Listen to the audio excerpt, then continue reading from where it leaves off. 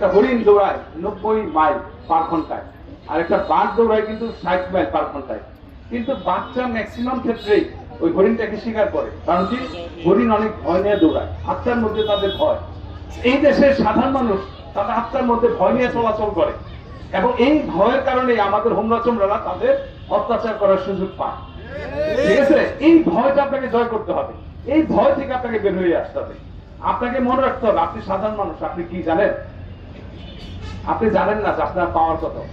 আমি যদি বলি আমি কোনো পাওয়ার না, মানে আমরা সকলে মিলে পাওয়ার। সাধারণ মানুষের পাওয়ার কি? আপনি নিয়োগ করতে হলে প্রধানমন্ত্রী, আপনার ভোটে সংসদ হয়, আপনার ভোটে প্রধানমন্ত্রী নির্বাচিত হয়। আর আপনারা যদি সবাই ইউনাইটেড থাকেন, একত্রবদ্ধ থাকেন, আপনাদেরকে কেউ পরাজিত করতে পারবে না। সো এই জিনিসটা আমার মনে হয় অনেক সময় আমরা উইক হয়ে যাই, ভয় পাই।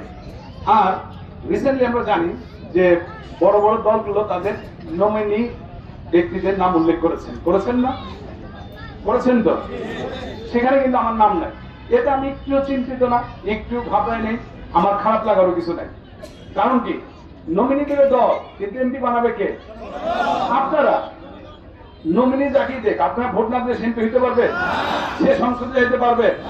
তো আপনারা যাকে নমিনি করবেন, তাই না, সেই হলো রিয়েল এমপি। ঠিক আছে, আমি আবারও বলি, আপনারা যাকে নমিনি করবেন সেই রিয়েল এমপি হবে। আর সবাই বলে যে আমি মন্ত্রী হলে এটা করবো, আমি এমপি হলে এটা করবো।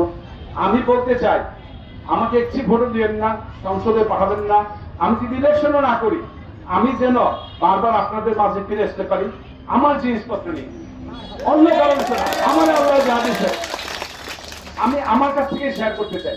এটা আল্লাহ যা দিয়েছে এখান থেকে শেয়ার করার মতো অবস্থা আমাকে দিয়েছে।